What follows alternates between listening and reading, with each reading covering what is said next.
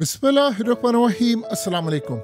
सारी रात इजराइल पर आसमान से कयामत बरसती रही और ये वो लम्हा है, पहली दफा ऐसा सिनेरियो हुआ है कि ईरान ने इतनी तबाही की है, इजराइल की इतनी तबाही की है कि बिल्डिंग्स चीजें तो सब कुछ गिरा रहे हैं वो, लेकिन इस दफा उन्होंने इनके पावर ग्रिड को जो सेंट्रल इजराइल में है उसको जाकर मिसाइल दागा है।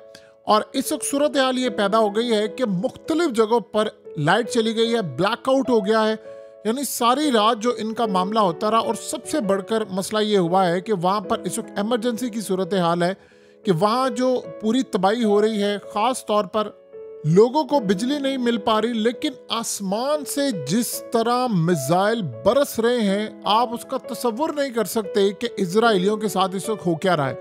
जो सबसे बड़ी डेवलपमेंट है कि इस वक्त नेतन्याहू ने कहा है कि मेरे घर की बेडरूम की खिड़की पर ईरान ने मिसाइल मारा है और वो मुझे मारने के लिए जा रहे हैं। जाहिर सी बात है उसने इसको बढ़ा चढ़ा कर कहा क्योंकि खुद तो वो घर में मौजूद नहीं है।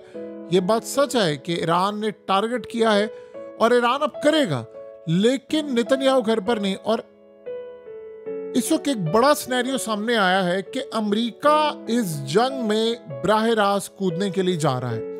देखिए इस वक्त तकरीबन 24 के करीब अमेरिका के टैंकर एयरक्राफ्ट इस वक्त यूरोप में रवाना हो चुके हैं और ये क्यों रवाना हुए ये अभी तक किसी को नहीं पता। एक कंप्लीट खामोशी छाई जा रही है, यानी आप ये सोचें कि आम रूटीन के अंदर ऐसा होता नहीं है। इसका मतलब है कि अमेरिका इसमें भरपूर पार्टिसिपेट करने के लिए जा रहा है।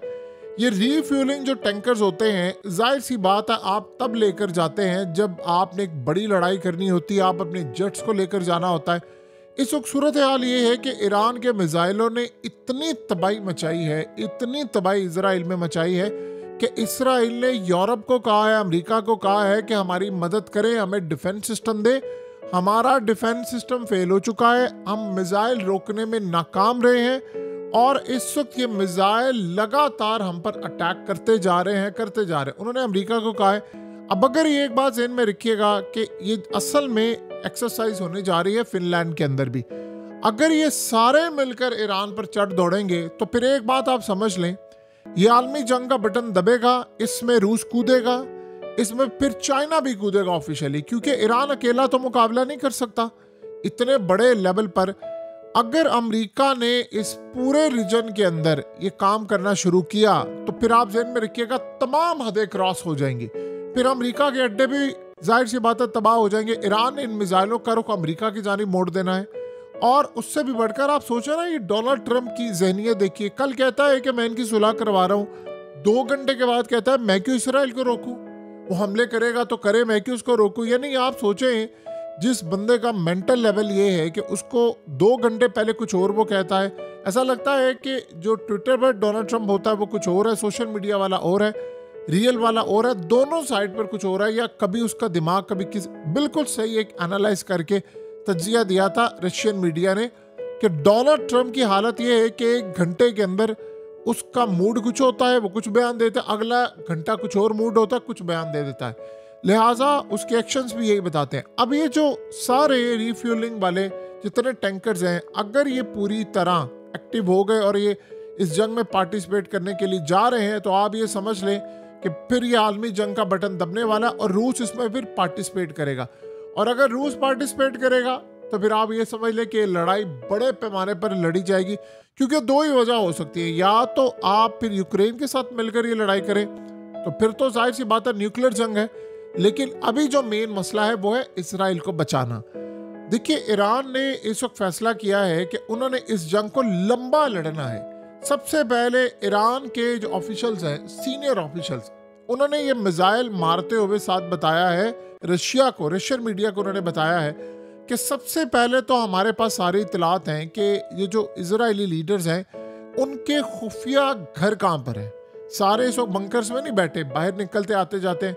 इनको टारगेट करना है, इनकी एनर्जी साइड को टारगेट करने जा रहे हैं, मिलिट्री फैक्ट्रीज को टारगेट करें, कमांड एंड कंट्रोल इंफ्रास्ट्रक्चर को टारगेट करें और पूरी तरह शट डाउन करने जा रहे हैं इजराइल को। ये घरों से बाहर ना निकल सके, हमने इस लेवल पर जाकर काम करना है। तो इस वक्त अगर ईरान कोई बात कर रहा है तो ईरान की बात में 100% वजन है।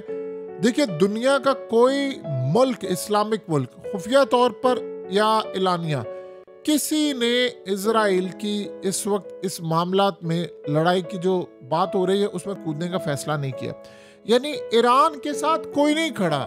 जितनी सारी झूठी कहानियां हैं, ये हो रहा है, अंदर खाते हो रहा है, कोई नहीं है। ये अपने दिलो दिमाग में अच्छी तरह बिठा ले। मसला अब सारा ये हुआ है कि ईरान ने इंटरनेशनल कंट्रीज में ये बात कह दी है कि हमारी मदद करे। ना ईरान के ड्रोन्स रुक रहे हैं, ना बैलिस्टिक मिसाइल रुक रहे हैं, ना कोई और मामला हो रहा है। और सबसे बढ़कर, सबसे पहले अगर किसी ने हामी भरी है तो वह यूके। देखिए, ऐसा लग रहा है कि बरतानिया की तबाही का वक्त शायद सबसे पहले आ जाए। उसकी रीजन ये है कि बरतानिया के बारे में रिसेंटली इजराइल के मामला तो जो है सो है, उन्होंने पूरी तरह पार्टिसिपेट किया। रशिया के मामले पर भी जो अटैक हुआ था ड्रोन्स का और सारा कुछ हुआ, उसमें बरतानिया के बारे में रशिया ने कहा था ये पूरी तरह शामिल है।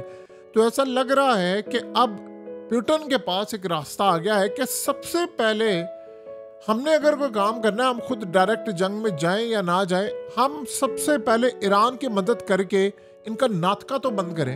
यानी बरतानिया इस वक्त इतना, जिसे कहते हैं, एक बदतमीज दुश्मन हो चुका हुआ है, जिसको ये बात समझ नहीं आ पा रही। वो सबसे अमेरिका से भी पहले, शाह से ज्यादा शाह का वफादार हुआ पड़ा है। यानी वो रूस के साथ भी लड़ाई कर रहे हैं, वो ओपनली ऐलान कर रहे हैं कि हम जंग में जा रहे हैं। उसके अलावा ये लोग जा रहे हैं चाइना के खिलाफ। सो लिहाजा इनको हिट करना, ईरान ये समझता है कि हमारी अव्वलीन तरजीह है। तो अमेरिका अगर ये गलती करने के लिए जा रहा है तो ये याद रखिएगा, फिर यमन पूरी तरह कूदेगा ना, फिर स्ट्रेट ऑफ हॉर्मज से कोई तेल जाएगा ना, रेड सी से जाएगा ना, किसी को जाने देंगे। पूरी दुनिया की सप्लाई चेन मुतासिर होने के लिए जा रही है। और सबसे बढ़कर बात यह है कि ईरान ने ये जो मिसाइल इस वक्त मारने शुरू किए हैं, इजराइलियों ने इलाके खाली करने अपने शुरू कर दिए। मुकम्मल तौर पर उनके इलाके खाली हो रहे। अगर हम पिछले 2 दिन से देखें तो हमें एक बात बिल्कुल क्लियरली नजर आती है कि पहले दिन कामयाब रहा था इजराइल, क्योंकि उन्होंने जो अटैक किया वो अंदर से किया, गद्दारों के थ्रू किया और डिफेंस सिस्टम डिसेबल किया। अब आप अगले 3 दिन अगर देखें तो उसमें डोमिनेट कर रहा है इस वक्त ईरान। ईरान जैसे मर्जी डोमिनेट कर रहा है वो कर रहा है। उन्होंने सुबह, दोपहर, शाम को मिसाइल मारे। आप सोचें कि एक अरब ममालिक के टॉप लेवल के मीडिया आउटलेट के एक अहम रुकन ने ओपनली ईरान को कहा, तंज करते हुए इजराइल को, कि आप जो मिसाइल मारते हैं वो दिन की रोशनी में ना मारा करें, वो रात की रोशनी में मारा करें। व्यू बड़ा खूबसूरत आता है क्योंकि आसमान बिल्कुल काला होता है और जब मिसाइल आते हैं तो वो बड़ा खूबसूरत नज़ारा पेश करते हैं। यानी उन्होंने बताया है कि अगर आप इजराइल को तबाह करते हैं तो हमें बड़ा सुकून मिलता है, हमें ये देख कर कि आप किस तरह ये लड़ाई लड़े हैं। और ये सूरत हाल इस वक्त पैदा हो रही है। सो इस वक्त देखिए, इन्होंने टारगेट करना है आयतुल्ला को। ये बात आप ज़हन में रखिएगा। और उनके पास कोई ऑप्शन नहीं है सिवाय इसके कि वो इनकी ईंट से ईंट बजा दे। अब अमेरिका अगर ये गलती कर रहा है, अगर अमेरिका को लग रहा है कि ठीक है हम इस जंग में कूदेंगे और उसके बाद हम इस लड़ाई को अगले लेवल पर लेकर जाएंगे, देखिए डोनाल्ड ट्रंप से आप कुछ भी एक्सपेक्ट कर सकते हैं। फिर अगर ये लड़ाई कूदेंगे तो फिर आप सोचें फिर रूस भी आएगा, और अगर रूस आएगा तो फिर बाकी सूरत हाल तो आप सबके सामने है, फिर चाइना भी कूदेगा। ये आप चीज गौर से देखें और समझें कि ईरान पहले बैकफुट पर चला गया था। ऐसा लग रहा था कि ईरान को मुकम्मल तौर पर पैरालाइज कर दिया। और जाहिर सी बात है, सारे अफसुर्दा थे जो हुआ था, जिस तरह तबाही की थी। आप इस बात का अंदाजा कर लें कि अगर डायरेक्ट लड़ाई होगी, 1 बाय 1 लड़ाई होगी।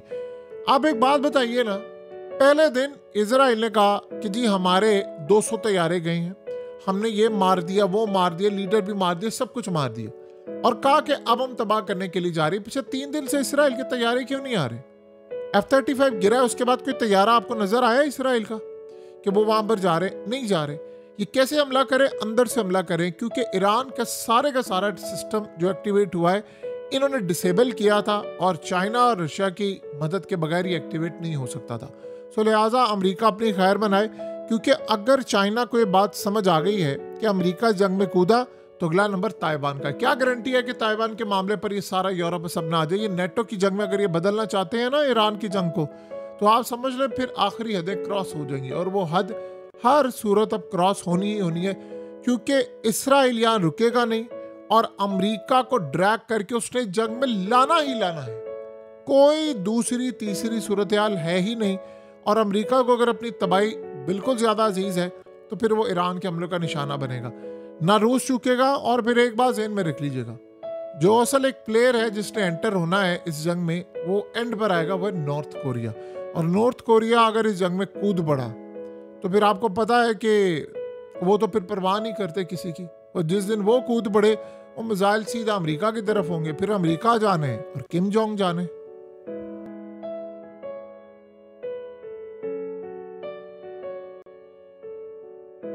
हकीकत टीवी को सब्सक्राइब करना मत भूलें, वीडियो को लाइक करें, शेयर करें और कमेंट सेक्शन में अपनी राय का इजहार ज़रूर करें।